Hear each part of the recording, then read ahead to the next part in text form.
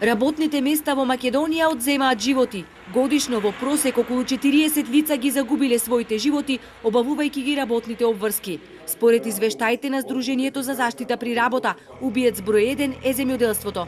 Огромен број на луѓе кои семејно се занимаваат со земјоделски работи за да обезбедат гола екзистенција, загинуваат бизарно на машина, но допрва треба да се истражува колку отровните материи кои се употребуваат во оваа стопанска гранка се тивки убици на земјоделците. Ништо помала не е ни бројката на загинати во градежништвото. Статистиката е секогаш индикатор дека тука потврдила безбедноста, тоест превенцијата.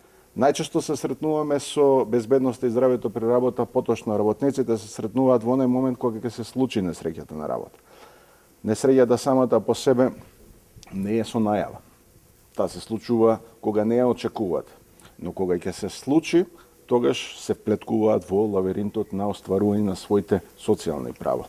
Тогаш вели Петковски е доцна да се зборува за заштита при работа. Тогаш зборуваме за активирање на неуспешниот државен систем кој треба да му помогне на граѓанинот за остварување на своите права, став со кој се сложуваат и странските експерти. Имплементација нас убија. Имплементацијата на законите не убива. Ние се убиваме од административни преформулации и реструктурирање. Заштитата на работниците треба да биде приоритет број 1 на секоја држава. Квалитетна заштита на работно место не може да се постигне преку повлекување средства од Европската унија. Тоа не е одраз на државата. Податок кој се занемарува е и бројот на заболени од рак. Статистиката покажува дека годишно од рак заболуваат 3500 лица. Од Македонското Сдружение за заштита при работа велат дека голем дел од овие лица умираат од рак поврзан со нивното работно место и професијата која обавуваат.